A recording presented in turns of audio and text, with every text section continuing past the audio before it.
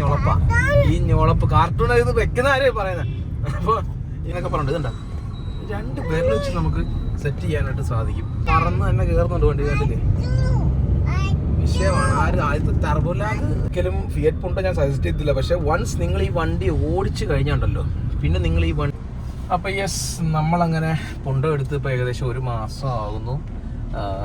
നമ്മൾ 1-2 കാര്യങ്ങൾ പറയാനായിട്ട് നിങ്ങളുടെ അടുത്ത് ഇങ്ങനെ താല്പര്യപ്പെട്ടിരിക്കുകയാണ്. സീറ്റ് ബെൽറ്റ് വെക്കണം ഒരു മിനിറ്റ്. അപ്പോൾ 1 മാസം കൊണ്ട് എനിക്ക് ഈ വണ്ടിയിൽ എന്തൊക്കെയാണ് തോന്നിയത്. ഇപ്പം ഒരു ഫിയറ്റ് പുണ്ടോ ഒക്കെ വാങ്ങിക്കാൻ നിൽക്കുന്ന ആൾക്കാർ മിണ്ടരുത് കുറച്ച് നേരത്തേക്ക്. ഈ ഫിയറ്റ് പുണ്ടോ ഒക്കെ എടുക്കാൻ നിൽക്കുന്ന ആൾക്കാർ വാങ്ങണോ, എടുത്താൽ വള്ളിയാകുമോ, എൻ്റെ ഒരു എക്സ്പീരിയൻസ് വണ്ടി എങ്ങനെ ഉണ്ട് എന്നുള്ള കാര്യത്തെ പറ്റിയിട്ട് ഇന്നത്തെ വീഡിയോയിൽ ഞാൻ നിങ്ങളുടെ അടുത്ത് എന്തായാലും സംസാരിക്കാൻ പോകുന്നത്. അത് മാത്രമല്ല, നമ്മൾ 1-2-3 മോഡിഫിക്കേഷൻസ് ഈ വണ്ടിയിൽ ചെയ്യാനായിട്ട് ഇങ്ങനെയുള്ളൊരു പ്ലാനിങ്. അപ്പോൾ 1-2 മോഡിഫിക്കേഷൻസ് നമ്മുടെ വണ്ടിയിൽ ഇങ്ങനെ ചെയ്യാനായിട്ട് നല്ല ആഗ്രഹത്തിൽ ഇരിക്കുകയാണ്. അതായത് ഞാൻ ഈ വണ്ടി എടുത്തത് ബേസ് വേരിയൻ്റ് ആണ്. ബേസ് വേരിയൻ്റ് എന്ന് പറയുമ്പം അത്രയ്ക്ക് ബേസ് വേരിയൻ്റ് ആണ്. ഫോഗ് ലാമ്പ് ഇല്ല, ABS ഇല്ല, എയർ ബാഗ് ഇല്ല. എയർ ബാഗ് ഒന്നും നമുക്ക് മോഡിഫൈ ചെയ്ത് കയറ്റാൻ പറ്റുമെന്ന് എനിക്ക് അറിയത്തില്ല. പക്ഷേ ഇൻഫോർടൈൻമെന്റ് സിസ്റ്റം, ഈ സാധനങ്ങൾ നമ്മുടെ മോക്ക് ഒരു കാർട്ടൂണൊക്കെ ഇരുത്തി ഇതിപ്പം ഭയങ്കര ഞൊളപ്പാ. ഈ ഞൊളപ്പ് കാർട്ടൂൺ ഇത് വെക്കുന്ന ആരെയും പറയുന്നത്. അപ്പോൾ ഈ കാർട്ടൂണൊക്കെ ഒന്ന് കാണണമെന്നുണ്ടെങ്കിൽ, അല്ലെങ്കിൽ നമുക്ക് ഗൂഗിൾ മാപ്പൊക്കെ ഇടണമെങ്കിൽ, മ്യൂസിക് സിസ്റ്റം ഒക്കെ ഒന്ന് നല്ല രീതിയിൽ ആപ്പാട്ട് 2 സ്പീക്കറേ ഉള്ളൂ. അത് ഷോക്ക് സ്പീക്കറാണ്. അപ്പോൾ അതൊക്കെ ഒന്ന് ആഡ് ചെയ്യണം. അതുപോലെ തന്നെ വണ്ടിയിലാണെങ്കിൽ പവർ വിൻഡോ ബാക്കിലില്ല, അത് ആഡ് ചെയ്യണം. റിയർ വൈപ്പർ ആഡ് ചെയ്യണം. പിന്നെ 1-2 ഇവിടുത്തെ ഈ ആംബിയൻ ലൈറ്റ് ഇതൊക്കെ ഒന്ന് സെറ്റ് ചെയ്യണമെന്നുള്ള അതിയായ ആഗ്രഹത്തിലിരിക്കുകയാണ്. ഇതിന്റെ 90 HP, അതായത് ടോപ്പ് എൻഡ് വേരിയന്റ് എടുത്തായിരുന്നെങ്കിൽ ഒരു പക്ഷേ എനിക്കിതൊന്നും ചെയ്യേണ്ട വരത്തില്ലായിരുന്നു. എല്ലാ സംഭവങ്ങളും ഉണ്ട്. ക്രൂയിസ് കൺട്രോൾ വരെ 2019 ഇറങ്ങിയ വണ്ടിക്ക് എന്ന് പറയുമ്പോൾ ആലോചിക്കുക ഫിയറ്റിന്റെ ലെവൽ എവിടെയായിരുന്നു. അത്രയ്ക്ക് ലെവല് ഉള്ള വണ്ടിയായിരുന്നു ഫിയറ്റ് പുണ്ടോയിലോ. എല്ലാ സംഭവങ്ങളും ഉണ്ടായിരുന്നു. ABS വിത്ത് EBD എല്ലാ സംഭവങ്ങളും. പക്ഷേ നിർഭാഗ്യവശാൽ നമുക്ക് എടുക്കാനുള്ള ഓപ്ഷൻ ഇല്ല. ഉണ്ടായിരുന്നു, എനിക്ക് സെയിം വിലയ്ക്ക് ഫുൾ ഓപ്ഷൻ വന്നതാണ്. പക്ഷേ വിഷയം എന്ന് വെച്ച് കഴിഞ്ഞാൽ 90 HP അത്ര റിലയബിൾ അല്ലെന്ന് ഇങ്ങനെ പറയപ്പെടുന്നു. റിലയബിൾ ആണ്, എന്നിരുന്നാലും 75 എടുത്ത് നമുക്ക് ഓടിക്കാൻ പറ്റുന്നത് പോലെ നമുക്ക് ഓടിക്കാൻ പറ്റുമോ എന്നുള്ളൊരു കാര്യത്തിൽ ഡൗട്ടാണ്. പിന്നെ ഹൈവേയിൽ കുറച്ച് പെർഫോമൻസ് അതിന് കൂടുതലായിരിക്കും.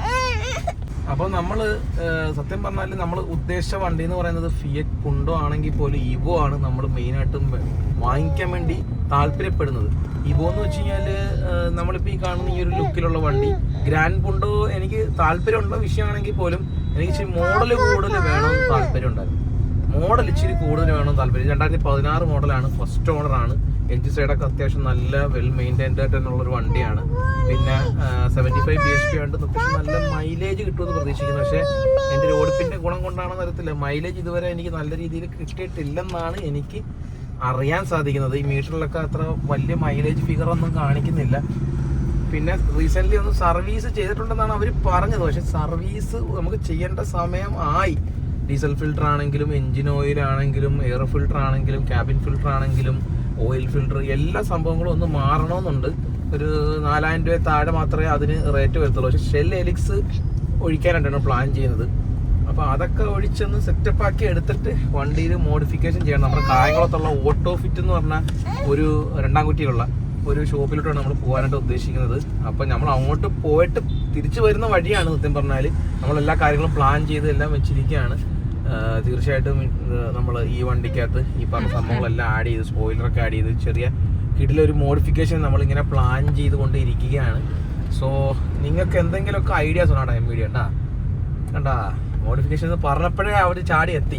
അപ്പം പക്ഷേ പഴയതുപോലല്ല, UDFൻ്റെ പുതിയ സർക്കാർ വന്നതുകൊണ്ട് ചെറിയ ചെറിയ മോഡിഫിക്കേഷനൊക്കെ സമ്മതിച്ച് തരുമെന്ന് പ്രതീക്ഷിക്കുന്നു.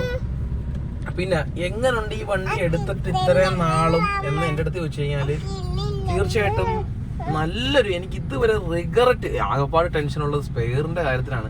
എവിടെയെങ്കിലും ചെറിയ തട്ടലോ മുട്ടലോ ഒക്കെ വന്നു കഴിഞ്ഞാൽ ആഴ്ചകളോളം ചിലപ്പോൾ മേ ബി നമ്മൾ വെയിറ്റ് ചെയ്യേണ്ട അവസ്ഥ എന്തായാലും ഉണ്ടാവും. കാര്യം ഫിയറ്റാണ്, ഷോറൂം നിലവിലില്ല. പക്ഷെ ഷോറൂം നിലവിലില്ലെങ്കിലും ഫിയറ്റിൻ്റെ ബാഡ്ജിങ്ങുള്ള ഷോറൂം നിലവിൽ തിരുവനന്തപുരത്തും ഒക്കെ ഉണ്ട്. ജീപ്പിൻ്റെ ഷോറൂമിൽ ഇത് സർവീസ് ചെയ്യാൻ പറ്റും. സ്പെയർ പാർട്സ്, സർവീസ് പാർട്സ് ആണെങ്കിൽ ശരി. അപ്പോൾ നമ്മളങ്ങനെ ഈ സ്പെയർ പാർട്സും സംഭവങ്ങളും എല്ലാം അവൈലബിൾ ആണ്. പക്ഷെ കിട്ടാൻ ചില സാധനങ്ങളൊക്കെ കിട്ടാൻ നല്ല ഡിലേ ഉണ്ടാവും. എന്നുള്ള കാര്യത്തിൽ ഒരു സംശയം വേണ്ട. കാര്യം ഈ വണ്ടി അങ്ങനെ അധികം ഇറങ്ങിയിട്ടില്ല. ഫിയറ്റ് പുണ്ടോ ഇവോ 12 മോഡൽ 13 മോഡലൊക്കെ ഇഷ്ടം പോലെ കിടപ്പുണ്ട് വിൽക്കാൻ. പക്ഷേ ഇവോ അല്ല, ഗ്രാൻഡ് പുണ്ട് ഇഷ്ടം പോലെ കിടപ്പുണ്ട്. അതിൻ്റെയൊക്കെ സ്പെയർ സ്ക്രാപ്പിൽ നിന്നൊക്കെ നമുക്ക് ഒപ്പിച്ചെടുക്കാം. പക്ഷേ ഇത് അങ്ങനെ അധികം ഇറങ്ങിയിട്ടില്ല. 2016 15 ഇറങ്ങിയിട്ട് പിന്നീട് ഈ വണ്ടി 2019 ആയപ്പോഴത്തേക്കും കമ്പനി തന്നെ നിർത്തി പോകുമായിരുന്നു. അതുകൊണ്ട് തന്നെ നിങ്ങളൊരു കാർ എന്തൂസിയാസ്റ്റിക് ആയിട്ടുള്ളൊരു വ്യക്തിയല്ല, നിങ്ങൾക്ക് അർജൻറ്റായിട്ട് നിങ്ങളുടെ ആവശ്യങ്ങൾ കാണാനായിട്ടുള്ളൊരു കാറ് നിങ്ങൾക്ക് മസ്റ്റായിട്ടും വേണമെന്നുള്ളവരാണെന്നുണ്ടെങ്കിൽ ഒരിക്കലും ഫിയറ്റ് പുണ്ടോ ഞാൻ സജസ്റ്റ് ചെയ്തില്ല. പക്ഷേ വൺസ് നിങ്ങൾ ഈ വണ്ടി ഓടിച്ചു കഴിഞ്ഞാണ്ടല്ലോ, പിന്നെ നിങ്ങൾ ഈ വണ്ടി വാങ്ങിക്കാതിരിക്കത്തില്ല. അത്രയ്ക്ക് കിടില ഹാൻഡ്ലിംഗ് ആണ് ഇതിൻ്റെ. ആ ഒരു സ്റ്റിയറിംഗ് പ്ലേ എന്നൊക്കെ പറഞ്ഞിട്ട് ഇതുണ്ടോ, 2 പേരിൽ വെച്ച് നമുക്ക് സെറ്റ് ചെയ്യാനായിട്ട് സാധിക്കും. ഒരു ആംബുലൻസ് വരുന്നുണ്ട്, സൈഡിൽ നോക്കി കൊടുക്കാം.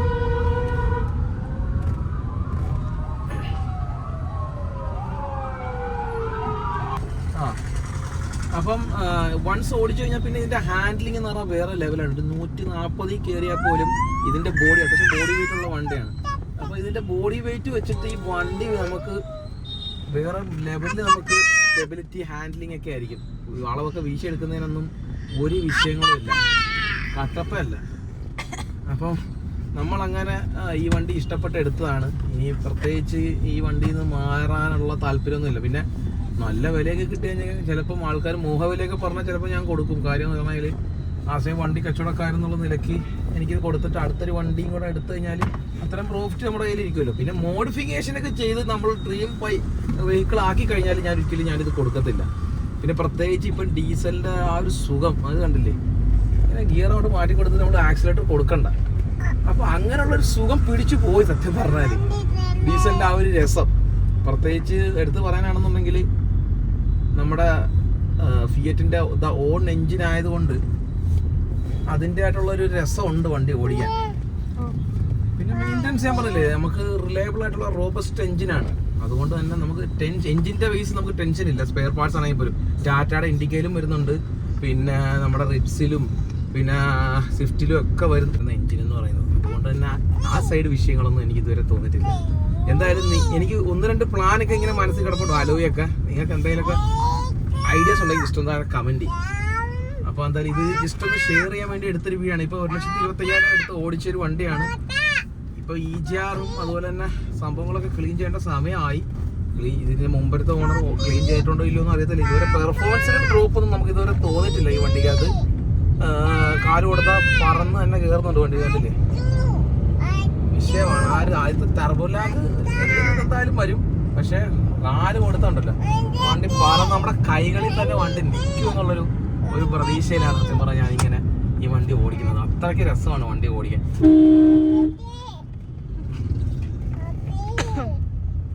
എൻ്റെ വണ്ടിയുടെ ബാക്കിലത്തെ കാറ്റ് കുറഞ്ഞോന്നൊരു ഡൗട്ട് കേട്ടോ. ഞാനിവിടെ ഒന്ന് കയറി നോക്കട്ടെ. എൻ്റെ ഇവിടെ ടയറുകളുടെ അടുത്ത് നിർത്തിയപ്പോൾ തന്നെ വണ്ടിയുടെ കാറ്റ് പോയോന്നൊരു ഡൗട്ട്. അപ്പം വിഷയമൊന്നുമില്ല, ടയറിന് വേറെ പ്രശ്നങ്ങളൊന്നുമില്ല. കാറ്റ് പോയെന്ന് കേട്ടോ. അപ്പം യെസ്, ഈ വീഡിയോയിൽ സത്യം പറഞ്ഞാൽ ഏറ്റവും കൂടുതൽ സൗണ്ട് കേട്ടേക്കുന്നത് കണ്ടേ ഇവളുടെ സൗണ്ടാണ്. ഇവളുടെ കൈമാറ്റിക്കേ, ഇങ്ങോട്ട് നോക്ക്. അപ്പം വീഡിയോ എത്ര ക്വാളിറ്റി ഉണ്ടോയെന്ന് എനിക്ക് അറിയത്തില്ല. പക്ഷേ ഒരു കാര്യം ഞാൻ പറയാം, ഫിയറ്റ് പുണ്ടോ ഇവോ ഒക്കെ എടുത്തു കഴിഞ്ഞാൽ എന്തായാലും നിങ്ങൾ റിഗ്രറ്റ് അടിക്കത്തില്ല എന്നുള്ള കാര്യത്തിൽ ഒരു തർക്കവും വേണ്ട. പിന്നെ പാർട്സിൻ്റെ അവൈലബിലിറ്റി ഒക്കെ ഇച്ചിരി പ്രശ്നമാണ്. പ്രശ്നം എന്ന് പറഞ്ഞാൽ അത്ര ഭീകര പ്രശ്നമൊന്നുമില്ല, വണ്ടി കിട്ടാതിരിക്കലൊന്നുമില്ല, സാധനം കിട്ടും. അതിലൊരു വിഷമവും നിങ്ങൾ വിഷമിക്കേണ്ട. പിന്നെ എടുത്ത് പറയേണ്ട കാര്യങ്ങളെന്ന് വെച്ചെങ്കിൽ സീറ്റ് കവറൊക്കെ അടിക്കണം. ഇച്ചിരി മോശപ്പെട്ട സീറ്റ് കവറും കാര്യങ്ങളൊക്കെയാണ് വണ്ടിയിൽ ഇരിക്കുന്നത്, അതൊക്കെ ഒന്ന് മാറ്റണം. പിന്നെ മെയിനായിട്ടും ഇത് 1,25,000 കിലോമീറ്ററോളം ഓടിയൊരു വണ്ടിയാണ്. എൻജിൻ അനക്കൊന്നും വന്നിട്ടില്ലാകും എന്ന് ഞാൻ പ്രതീക്ഷിക്കുന്നു. പക്ഷേ എന്തായാലും ഒരു മിഡിൽ ഏജ്, ഒരു ക്വാർട്ടർ ഏജ് കഴിഞ്ഞത് കൊണ്ട് തീർച്ചയായിട്ടും ഈ വണ്ടിക്കകത്ത് അധികം എന്താ പറയുക ഡീകാർബണൈസേഷൻ ചെയ്യാൻ വേണ്ടിയിട്ടോ അല്ലെങ്കിൽ ഒരു എന്താ പറയുക വലിയ എക്സ്പെൻസീവ് ആയിട്ടുള്ള ഓയിൽ ഒഴിക്കാനോ ഒന്നും നിൽക്കുന്നില്ല.